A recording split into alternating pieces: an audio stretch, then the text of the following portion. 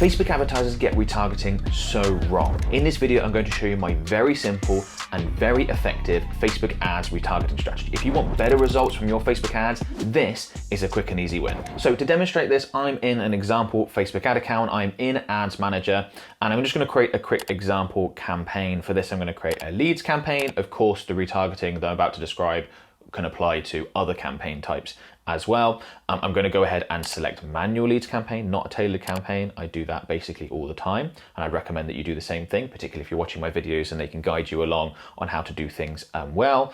Then I'm going to jump to the ad set level. Not going to worry about any of the other stuff or any of the settings. This is about retargeting. So I'm going to jump down here to the targeting section where we can enter in our custom audiences, where we can retarget. Okay, so I'm going to do this within Advantage Plus Audience. I'm going to talk a little bit more about that later on, and the advantages of that versus original audience and things along those lines. Okay, so I'm going to do this here within Advantage Plus Audience.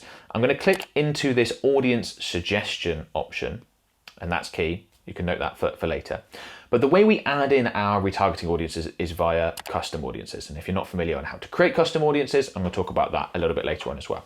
But basically what I like to do as a standard default, there are times when it get more complicated, but a standard default is put all our custom audiences into the one ad set, right? So let me show you what I'm talking about and what I mean by all our custom audiences. Right, so first thing, I'm going to absolutely make sure that we've got all our website visitors in there and all website visitors over the last 180 days, because that's the longest, that's the largest that audience can be. Now I know there are arguments for shortening that. I'll explain why I don't do that in a minute. So we're going to add in all website visitors. Okay, so I'm also going to add in our email list. Going to make sure that's uploaded. Everyone on our email list, you know, previous customers or not, is going to be added into there. I'm then going to go ahead and add in a video. Anyone who's watched a video of yours on Facebook, Instagram, part of an ad or anything. Again, that's going to be 365, the longest range that Meta will allow you to use. I want this audience to be as big as possible. On the video viewers, I'm going to go with Facebook page engagers. So anyone who's engaged with our Facebook page or the ads via Facebook, anything like that within the last, again, 365 days, as long as possible. And then we're going to do the equivalent of the Facebook page engagers for Instagram as well. And that's going to be like a really good default. There may be other custom audiences that we look to add in. So for example, if we're running a leads campaign using instant forms, then we'll add in custom audiences for people who have engaged with our lead forms before. What we're trying to do here with these custom audience options is create the largest possible retargeting audience, include everyone that we can possibly include.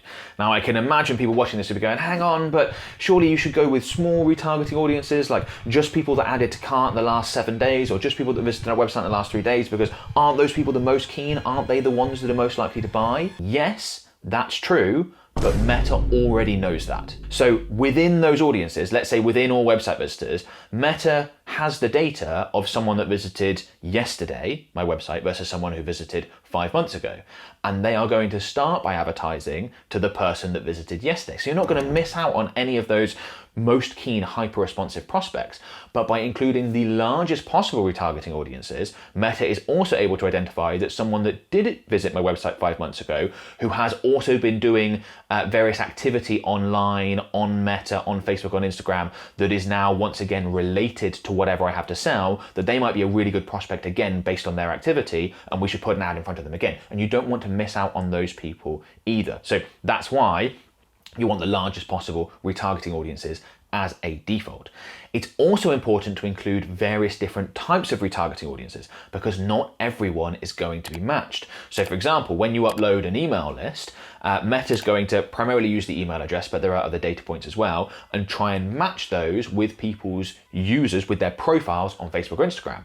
The success rate of that matching may be 40%, 50%. It's certainly not going to be 100%. So you might think you're uploading an email list of 10,000 people, but it might only match 4,000 people, because lots of people on the email list have different details on there to what they have associated with their Facebook or Instagram profiles. Still get it uploaded, but it means that you want these other options, because if they've also visited your website within that time, they're more likely to be grabbed. If they've also engaged with you on Facebook, engaged with you on Instagram, watched a video of yours, then they're more likely to be included in there as well. Likewise, going the other way, these custom audiences like web services only goes up to 180 days. So you might be able to get someone who visited your website a year ago but hasn't done so recently in your custom audience by uploading an email list if they're on your email list, assuming they match. So you want as many as possible. We also know there are issues with website visitors not always being tracked, particularly if they're on an iOS device and things along those lines, as we would like them to. All of these, the people that have engaged on platform, they're going to be tracked accurately, and you want to include them there. Oh, and by the way, if you want more input on how to navigate the big updates that keep coming to Facebook ads, and you want to stay ahead of the curve with the most up-to-date strategies, check out the link in the description to find out more about my mentorship program. Now, once you've added in these custom audiences, I'd strongly recommend that you leave these other targeting criteria, age, gender, detail targeting, open. We've got all the data, Meta's got all the data. We don't want to further constrain where we're asking Meta to target. And again, that's going to vary depending on your setup, which I'll talk more about in a minute, but I just wanted to quickly mention that we're going to leave the rest of the stuff open, including location, which with Advantage Plus Audience, you set the audience control. We might narrow by country, just to select the countries that we want to reach. We may just go all over the place if we're just retargeting. That will depend on your business and who you can serve. But in general, you want to err on the side of more open with your other stuff, including location, if you are adding in custom audiences and retargeting. Now, we will use this setup even if we're using advanced retargeting strategies like the omnipresent content strategy. If you're not familiar with that, I'll include a link in the video description. It's a great strategy for expertise-based businesses, service providers, anything that's a bit higher value, fantastic for warming up audiences and getting them to convert. And you might think, well, aren't you going to narrow the audiences down there? No, we're still going to leave them nice and open when it comes to our warm audiences. When it comes to retargeting, we want the largest audience possible for the reasons that I've already mentioned. Okay, now I've set this up as part of Advantage Plus Audience. Now with Advantage Plus Audience, the targeting criteria are suggestions, including these custom audiences. So the way I've set this up here, Meta has the direction of these custom audiences. We're saying to Meta, please retarget these people. But if you want to, you can go beyond these audiences and target other people if you think they may well convert. I think most of the time that's fine, which can make this not strictly a retargeting ad set or retargeting campaign. It could also be considered mostly retargeting, kind of a cold audience as well. The lines are very much blurred there. That's sort of up to Meta. They will start with your retargeting audiences for sure, but then look to potentially find other people. There are scenarios though where you want to offer something different to your warm audiences to your cold audiences. You're like, no, I want to offer a specific 10, 15, 20% discount just to the people that have interacted. I don't want to offer that to the cold audiences. In which case you're going to have to try and make this targeting much more of a hard boundary criteria, like, no, I only want to advertise these people. The way you do that is you want to come down and switch to original audiences. Meta is going to try and convince you not to do that for the reasons that I've already mentioned. But if we switch to original audiences, scroll down, we've got our custom audiences added in here. We want to make sure that we've got Advantage custom audience deselected as it is here, because otherwise it will say, look, reach people beyond your custom audience when it's likely to improve performance. So even if you switch to original audience options, you need to make sure that that is deselected, which it is. This will now act as hard constraint. So Meta is only going to put ads in front of people that are actually within these custom audiences, which, as I mentioned, particularly if you're offering something specific to your warm audiences and not to others, this may be something you want to do. If you have particularly large custom audiences and we're running the omnipresent content strategy with our retargeting, then we might look to do this as well because we feel like we've got enough people in there. But most of the time, most advertisers using it as part of Advantage Plus Audience is going to be fine. Now, one thing I don't like to do that I get a lot of questions about is add in exclusions. So you can see we've got this add exclusions option here. So for example, we can click on this, add exclusions, and we could, for example, look to put in our website purchases. So the way this is now set up is we're saying to Meta, please retarget all the people up here, but exclude anyone that's bought from us and has triggered the purchase conversion event on the website within the last 180 days. I understand why people want to do that. They think, why would I put my ads in front of people that have already bought? Surely that's a waste of money. And I don't think it is. Firstly, most businesses have some sort of repeat purchase option, or they have additional products or additional services, and you absolutely want to make sure you're putting your ads in front of people that have bought before, particularly if they've had a good experience, because they're the ones that are most likely to buy again. If you exclude them, you're not putting ads in front of them. I've had many conversations with business owners where they assume that the person that's bought from them will remember, and I think that's just because they're obsessed with their business, thinking about it all day long, and that's just highly unrealistic. The people are going about their day, they're not thinking about your business. You need the reminder, you need to advertise, you need to put it in front of them. Why do you think the massive brands that everyone know about still run ads, right? Same reason. So I don't think that happens. There is the argument potentially that if you offer something that is just a one-time purchase, why would I do it in that scenario? I still think it's probably not a good idea to add an exclusion, because if it's a one-time purchase, but someone had a great experience, putting an ad in front of them is going to remind them of the purchase that they made, and it means it's more likely that they will recommend and refer you to friends, family, etc.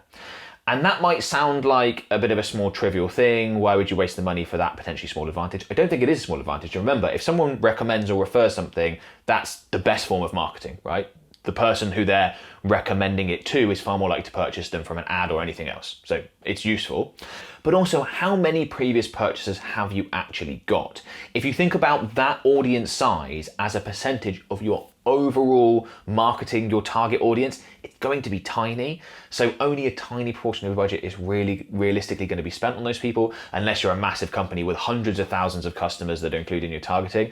So the downside to leaving them in from a cost standpoint is minimal, and I think there are potential benefits. So I really don't like including exclusions. I was talking to someone the other day that wanted to add in an add to cart exclusion, to have a separate retargeting campaign specifically for add to carts. And I talked him out of it because I said, think about how the Meta delivery system works with ads. Meta may have calculated that someone on average needs to see one of your ads 3 times in a 24-hour period to get them to purchase. Now imagine, for example, they've shown an ad to that person twice, they've come through to your website, clicked add to cart, and they're planning on putting that third impression in front of them later that day, the next morning, whenever they're on Facebook or Instagram, but they now can't because that person's excluded. That would be a nightmare. The Meta delivery process relies on planning out multiple impressions. We all know that multiple impressions are very important, more important for some businesses than others. And if you add in exclusions, it really gets in the way of that. And the add to cart scenario is a perfect example. So not a fan of adding in exclusions. I'd recommend turning them off. So this is, by the way, how you add an exclusion with the original audience setup. If I go ahead and switch back to Advantage Plus Audience, the way you would add in an exclusion would be in this audience control section, because the audience control is all about hard boundaries, whereas in the Advantage Plus Audience is all about suggestions. It works slightly differently. And you see here, we can exclude these custom audiences in this part here, right? That's just in the click into this and then click the more button there. And then we add in the website purchases, and you'd go ahead and do that there. Again, not something I would recommend. The only scenario in which we would actively do this would be if we're offering something to new customers that we don't potentially want older customers to know about, because perhaps it's a better deal, it's an improved price point, improved offering. I think some previous customers will be annoyed with that. I think most of the time that's fine. Everyone understands that there's sales. We try and improve our products and services, so someone might get a slightly better deal a year on from when they bought. I don't think that's the end of the world. But it's just something to be aware of that can be a factor, and that would be the scenario in which we'd probably go, okay, yeah, sure, let's exclude website purchases or something along those lines. Otherwise, I'm basically never going to do it. Now, if you want to know how to create all the various types of custom audiences that I used here and that you should be adding into your retargeting campaigns and your retargeting ad sets, I show you exactly how to do that in this video here. I literally walk you through how to set up email list custom audiences, website custom audiences, meta source custom audiences, the lot.